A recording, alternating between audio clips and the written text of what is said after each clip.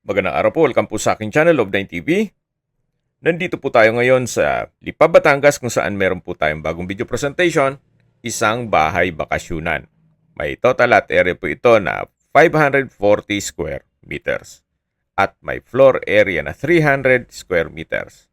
Semi-furnished po ito at halos hindi naman po natirhan gawa ng nasa Amerika po si owner. Nasa loob po ito ng isang exclusive subdivision na meron pong 24 hours security.